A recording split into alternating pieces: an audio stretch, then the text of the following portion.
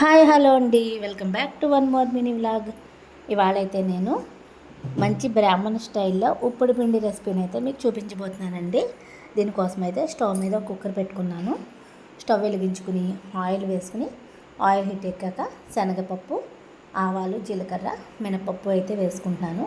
ఇవి కొంచెం వేగాక ఒక 3 ఎండుమిరపకాయలు అయితే ముక్కలు చేసుకుని వేసుకుంటున్నానండి. ఇవి కూడా కొంచెం వేగిన తర్వాత మనం ముక్కలుగా అయితే చిన్న చిన్న ముక్కలుగా కట్ చేసుకున్న పచ్చిమిరపకాయ ముక్కలు, అల్లం ముక్కలు అయితే వేసుకోవాలి. ఇవి బాగా వేగిన తర్వాత దీనికి మంచి ఫ్లేవర్ అండ్ స్పెషల్ అయిన ఇంగువను కూడా వేసుకోవాలండి. కొంచెం కరివేపాకు వేసేసుకుని ఇప్పుడైతే 1 టీ స్పూన్ అయితే ఇంగువ వేసుకుంటున్నానండి. దీంట్లోకి అయితే 1 గ్లాసు పెసరపప్పునైతే శుభ్రంగా కడిగేసుకుని ఈ పోపులన్నీ వేగిన తర్వాత వేసుకుంటున్నాను.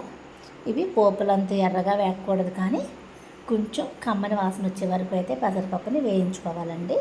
నేను ఒక 3 గ్లాసులు నూక చేసుకుంటున్నాను. 1 గ్లాసు పెసరపప్పు వేసుకుని ఇప్పుడు వాటర్ అయితే గ్లాసుకు 2 గ్లాసుల చొప్పున అయితే పోసుకోవాలండి.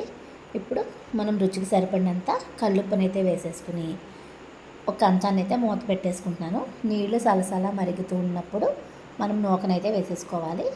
నేనైతే ఇందులో 3 గ్లాసులు నూకనైతే వేసేసుకుని బాగా అయితే కలిపేసుకుంటున్నానండి. ఇది బాగా కొత్త ఉడుకుతుంది కదా. ఇప్పుడైతే నేను సాల్ట్ చెక్ చేసేసుకుంటున్నాను. సాల్ట్ చెక్ చేసుకున్న తర్వాత స్టవ్ అయితే సిమ్లో పెట్టుకుని మూత పెట్టేసుకుంటున్నానండి. ఇది బాగా ఉడుకుతుందన్నమాట. ఇది ఇలా మూత పెట్టుకుని ఒకసారి ఉమ్మగిల్లిన తర్వాత పైన అయితే ఆయిల్ వేసుకోవాలండి. ఆయిల్ వేసుకోవడం వలన దీనికి పొడి పొడిగా వచ్చేస్తుంది ఉప్పుడు పిండి. దీన్ని అయితే గరిటె తిరగేసి కాడతో కలుపుతూ ఉండేవారు మా మామగారు. ఇలా చేయడం వల్ల అయితే ముద్ద అవ్వకుండా చాలా బాగుంటుందండి. అడుగుని పెచ్చు కడుతూ ఉంటుందన్నమాట. ఈ పెచ్చు కోసం అయితే మేము చిన్నప్పుడు గొడవ పడి మరీ కొట్టుకుని తినేసేవాళ్ళమండి. చాలా చాలా బాగుంటుంది ఇది. ఇదిగోండి, ఇలా ఇందులో ఉన్న పప్పు అయితే పూర్తిగా మెత్తగా ఉడికిపోకుండా ఇలా మనం చేత్తో నొక్కితే విరుగుతుంది. అలా ఇంకొక 5 నిమిషాలు ఉంటే మనకి ఉప్పుడు పిండి అయితే రెడీ అయిపోతుందండి. మళ్ళీ అయితే మూత పెట్టుకుని ఒక 5 నిమిషాలు ఉంచుకుంటున్నాను. ఇప్పుడైతే చూడండి, మనకి కలరే తెలిసిపోతుంది అనమాట. పెసరపప్పు ఆ ఎల్లో కలర్ పోయి తెల్లగా వచ్చేస్తుంది. అప్పుడు మనకి ఇదైతే పూర్తిగా కుక్ అయిపోయినట్టు అర్థం అనమాట.